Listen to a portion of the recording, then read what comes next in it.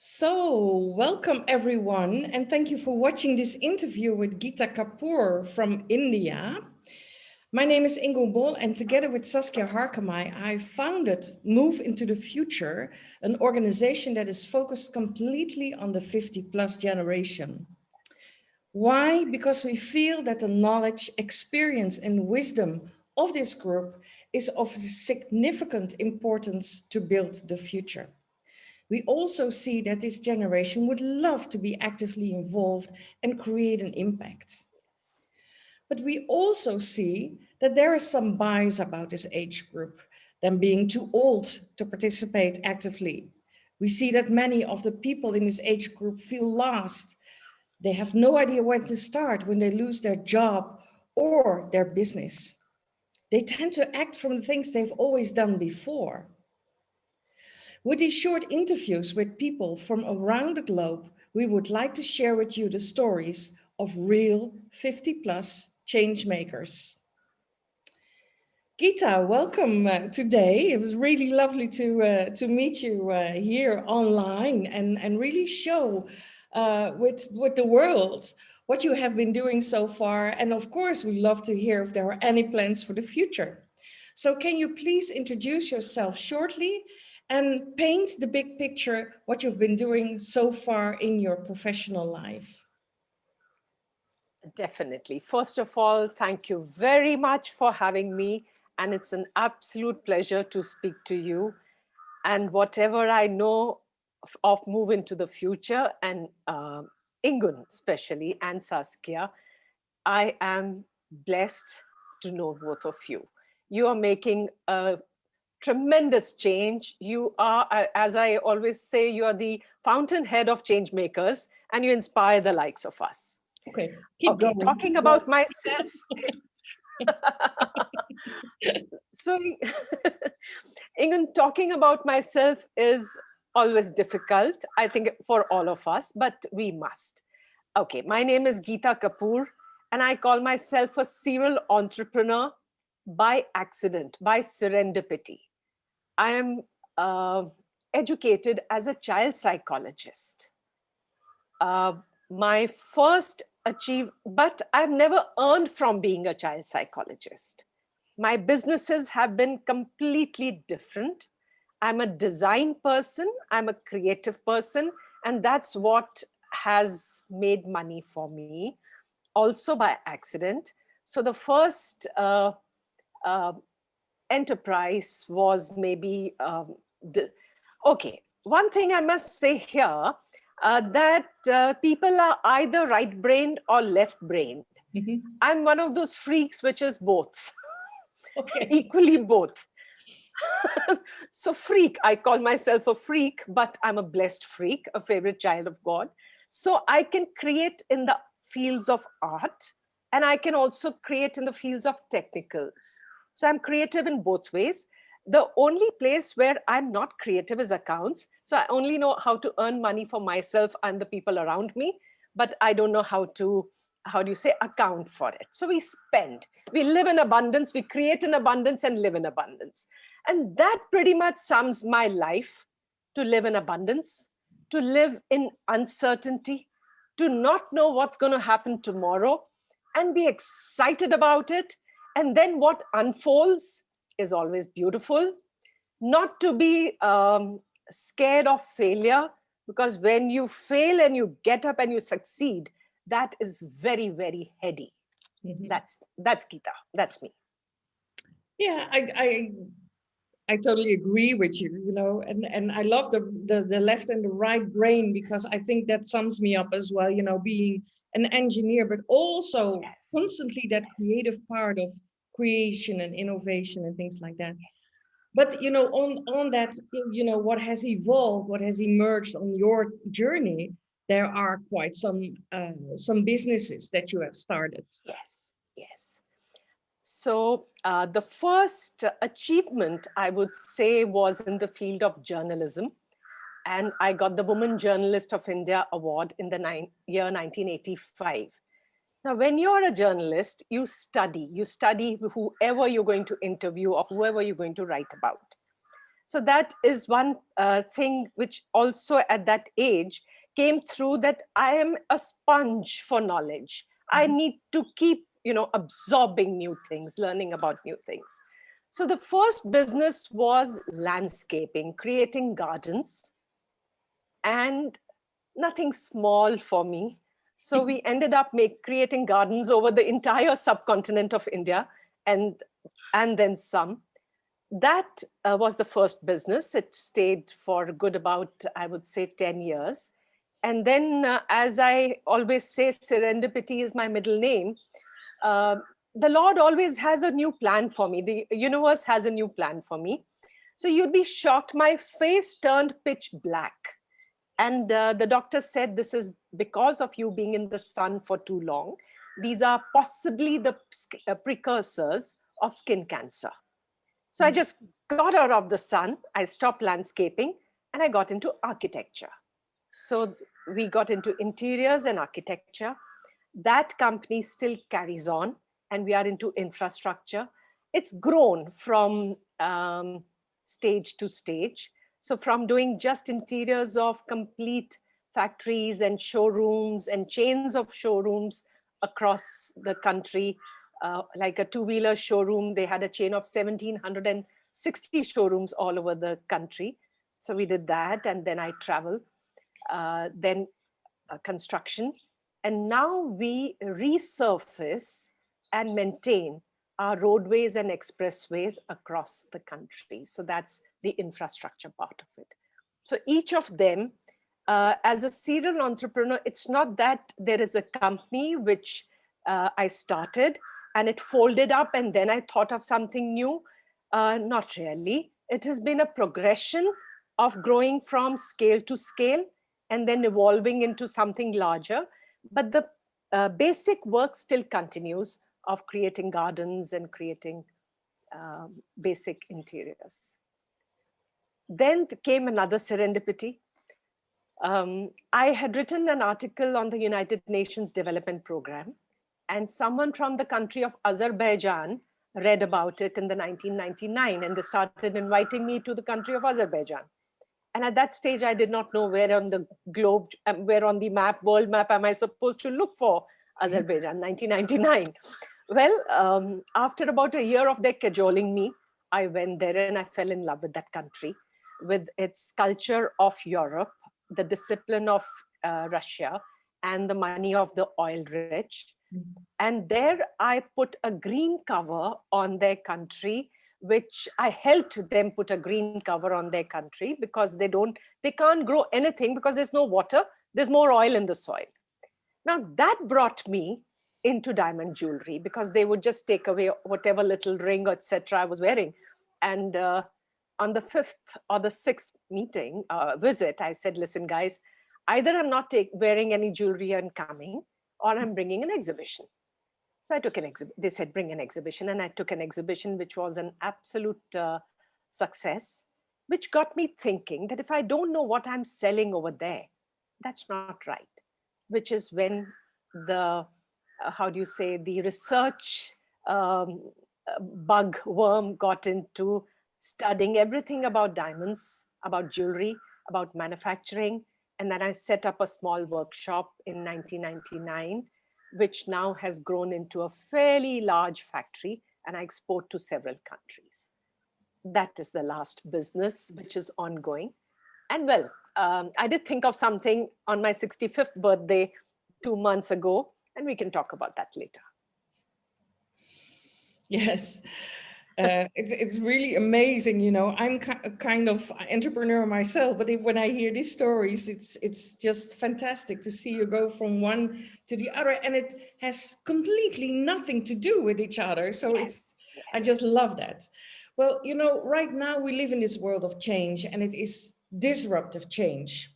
And you are not quite an example of what we see a lot within the Move into the Future community, and people who made a major career change, but you've always been very much aware of opportunities, what it was offering you, serendipity.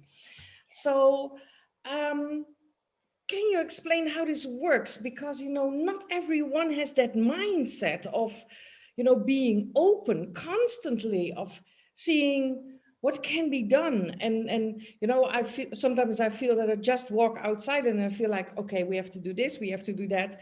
You have that mindset of okay, so well, explain it a little bit. Um, I will try, Ingun, because I have not been able to explain it to myself either. And I think that is the beauty. And that is also the danger when I talk about it to the other people, people across. I don't want to come around sounding impulsive or jump into something or greedy. No, it's none of that. Creative thoughts come to you all the time. They come to me all the time. There are times when you kind of evaluate, can I turn this into something which is going to make money? That's the easy part. But when you evaluate that, when I do this, is it going to make a change to other people?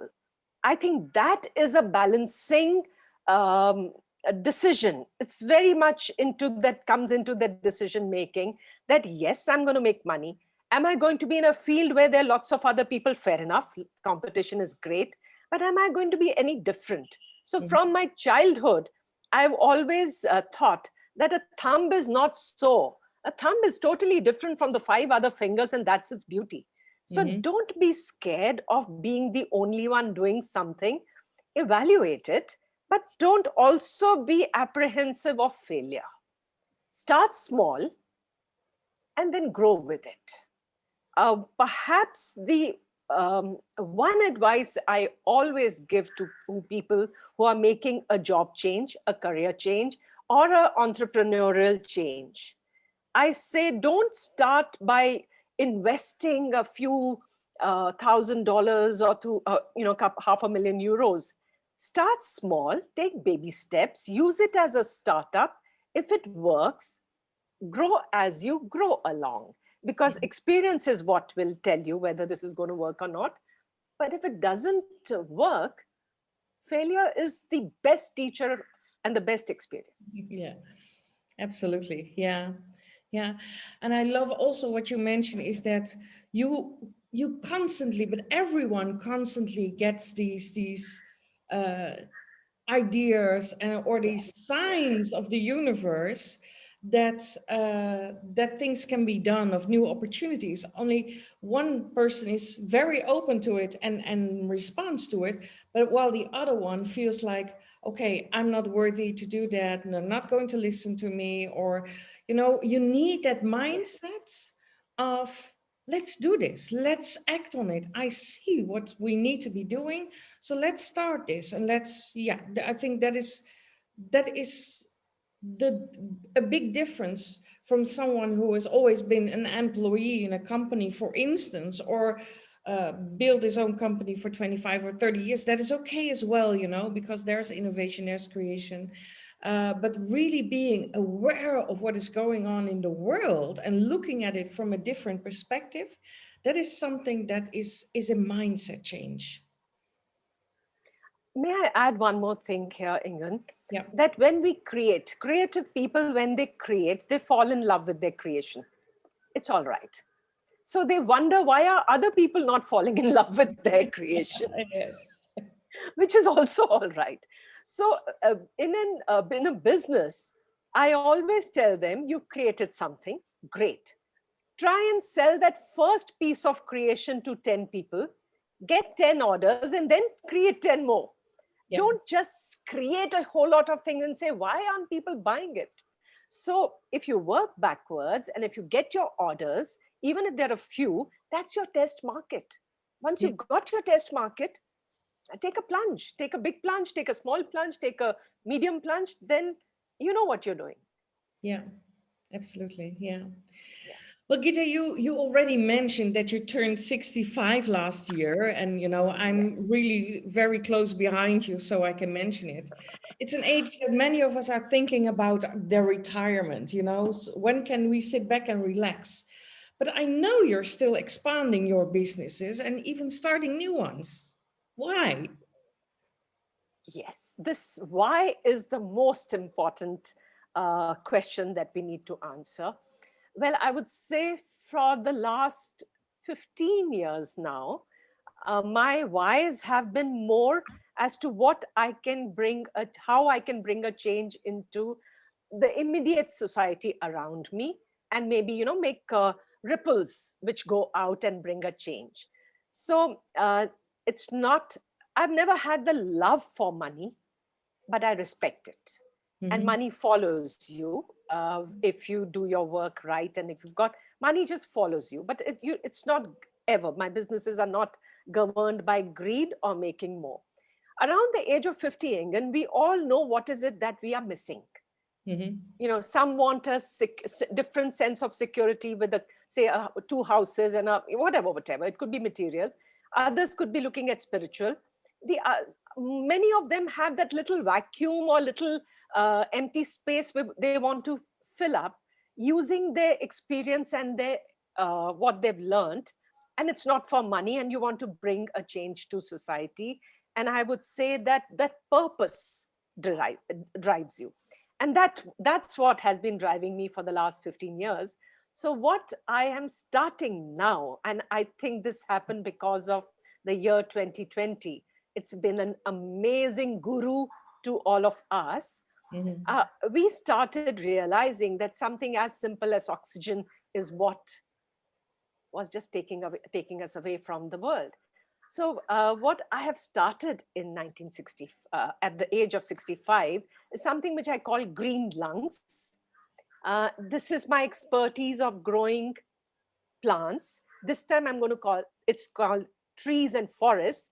These are urban forests, mini little teeny weeny urban forests, wherever, in something as small as 500 square feet, planted in a week. They will be up and running and giving oxygen in a year. And something which we tried, many of us have been made to buy those oximeters where we Mhm. test our blood oxygen. So you test your blood oxygen before you enter the forest, sit there for 15 minutes just breathing the forest air, which is called forest bathing, and come out and test your blood level in the oxygen level in the blood. And there's a tremendous change. So if we can bring this, and I'm doing this in the government schools, little patches in the government schools, where the children will know how to nurture something which is living. And if a child knows how to grow a plant and know the pain when it dies, if it dies, because they will be the ones who will be taking care. So it's got a multiple thing that you educate that part, which is going to be our future, the children, and you bring a change to the environment. Not to go and plant something in the forest areas, nobody is going to go. But if I can do it in my backyard or in a little Mhm. common space next to my living area, this is likely to Mhm. succeed. Yeah, That's what I've absolutely. started. Yeah, yeah. Fantastic. And what I also hear in your story is that, staying active after 65 now, even, it is about finding your purpose and doing the things that you really feel that are Yes, important yes. coming from your own being. I'm rereading the book of the Ikigai, the Japanese Ah, way of, yes. growing older, but you have to stay active. Um, and last week I was talking to someone also from, I think she was 78. She said, if I stop working, I die.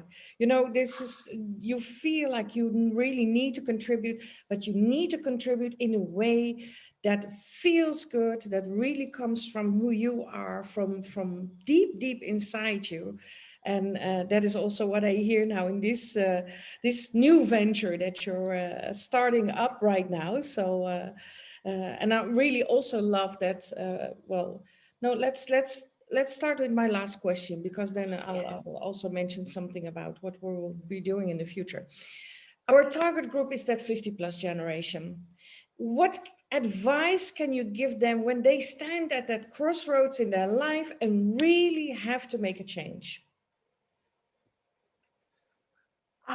That's a tough one and an easy one, because no, no, I mean, one shoe doesn't fit all. So I respect each of them, their mindset or where they are in life. I respect where they are. But having lived all alone by myself with my dogs now for the past 20 years or so, I say, number one, treat your body as a temple in which the universe resides. Take care of your physical health first. Mhm. And once you feel physically strong, everything else falls into place. So, first things first, remember, I mean, 40, I mean, I used to wonder at 40, am I going to feel there's some change? And then at 50 or at 60, uh, keep yourself healthy physically, and the mental and emotional ones follow. There Mhm. will be ups, there will be downs. Mhm. That's all right. That's life. Life has to go in a cycle. A straight line is death. I mean, as simple as Yes. that. Yeah, As absolutely. simple as Yeah. that. Keep in touch with like-minded people. That is the reason I am sitting in front of England today, and I, connect so passionately to people like you. Keep in touch with like-minded people, and then give. Once you're giving in any manner, you could be teaching somebody